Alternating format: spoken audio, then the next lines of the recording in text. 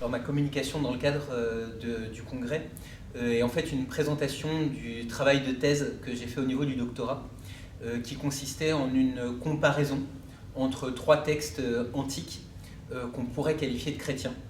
Donc l'Évangile selon Marc, la lettre apocryphe de Jacques et les Stromates, que j'essayais de comparer pour voir comment ils fonctionnent et quels points communs il existe entre ces trois textes en ce qui concerne leur fonctionnement. Et en fait, par-delà surtout, cette thèse et du coup la communication que j'en ai tirée aujourd'hui, c'est une manière de voir comment les concepts littéraires peuvent être utilisés pour des textes religieux et comment aussi des textes religieux peuvent servir à redéfinir des concepts utilisés en littérature.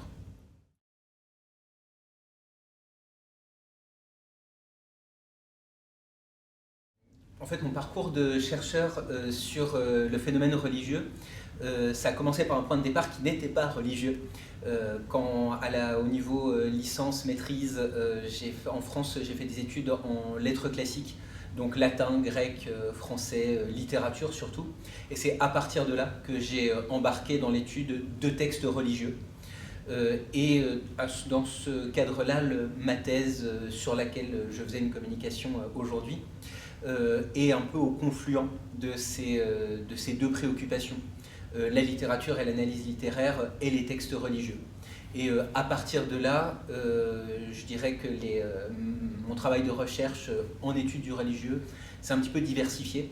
Je suis parti sur d'autres textes, soit des textes en hébreu, donc de la Bible juive, soit des textes grecs ou latins de la première littérature chrétienne, en essayant toujours d'appliquer des concepts de théorie littéraire, mais aussi en voyant comment ces concepts littéraires permettaient d'éclairer, notamment de manière psychanalytique, ce que ça fait de lire ces textes, comment ça change l'identité du lecteur ou de la lectrice, comment ça reconfigure l'identité du lecteur et de la lectrice.